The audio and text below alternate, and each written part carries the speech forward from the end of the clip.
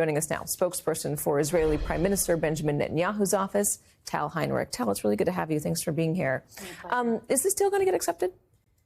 So once we have something to announce, we'll announce and make it public. Right now, that is not the case. The Prime Minister has met with families of hostages today and in previous days as well. And he promised them, he assured them that the government is doing everything possible on its end to try to bring about the release of more hostages. We're acting in various ways. There's the diplomatic avenue that we're pursuing behind the scenes. I know that there are many reports out there about potential terms. Some of them are really inaccurate. But we don't really expand about what's inaccurate. No, we don't really exactly my next sentence. We don't really expand publicly about the nature of these talks through international mediators. If it's, the United States obviously is involved in Qatar and Egypt, or the terms that are being discussed for a very good reason. It's all very sensitive. Human lives hang in the balance, and we don't want to risk it. But we know, Katie, what is working, and that is military pressure, heavy military pressure. Our two goals of this war are not contradictory. We want to eliminate Hamas and bring back the hostages. Now, when we exert heavy military pressure on Hamas, we push them hard, we create the conditions for the diplomatic avenues to work. That's what happened back in November. That's what helped us create the framework that saw the release of some of the hostages. That's not enough, obviously. Gotten intense in Han Yunis is more intense than normal or than had been. Is that because it looks like you guys are on the verge of coming to an agreement for this extended ceasefire for hostages? Well, it's intense because there's a lot of terror and terror infrastructure to dismantle there. And there's still a lot to be done. I mean, the progress on the ground is very positive. We eliminated more than 9,000 Hamas and Palestinian Islamic Jihad terrorists. We arrested 2,300 and eliminated much of the terror infrastructure. But there are so many tunnels still to dismantle. Terror infrastructure that we're finding in, civilian structures, tunnel shafts in schools, cemeteries, and whatnot.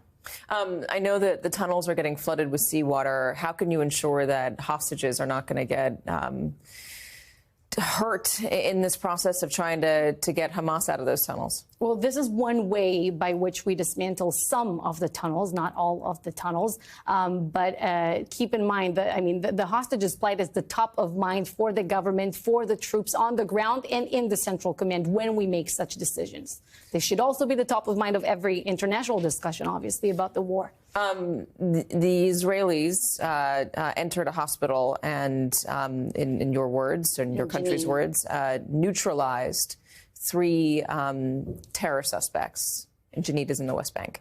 Can you tell us what they're accused of doing? Because the West Bank says, and the Palestinians say, that this is a violation of international norm.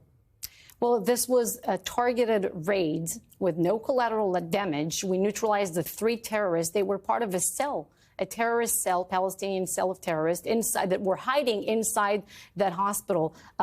One of them was involved with Hamas. He was in contact with Hamas people abroad, also bringing ammunition. He was involved in the past in a terrorist attack, and he was injured in it, and he was plotting to carry out another one in the immediate future, inspired by the attacks on October 7th.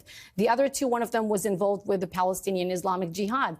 One way or another, they all were involved in terrorism and plotted to carry out another attack against Israeli civilians. So that is why when we had the information, we went there and eliminated this Hospitals threat. Are supposed to be safe zones. Are you saying that there are circumstances where they're not?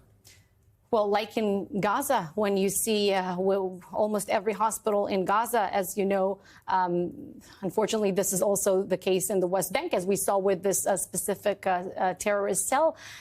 They think that the hospital will give them some kind of immunity. As we did in Jenin, we went in there to carry out a very targeted operation to take out the terrorist elements. But in Gaza, we arrested the head of the Kamal Adwan hospital in Gaza, for instance, and brought him for interrogation in Israel. And he told us that 16 of the staff of the hospital, himself included, were recruited to Hamas, held different positions within Hamas. You're talking about doctors, nurses, staff of the hospital. This guy, the head of the Kamal Adwan hospital, he was involved with Hamas since 2010. So how does it work? You have your position as a doctor in the day, but then once Hamas calls you, you take arms and you go kill Jews, fight the Jews. Tal Heinrich, I'm going to have to leave it there. Thank you very much for coming in.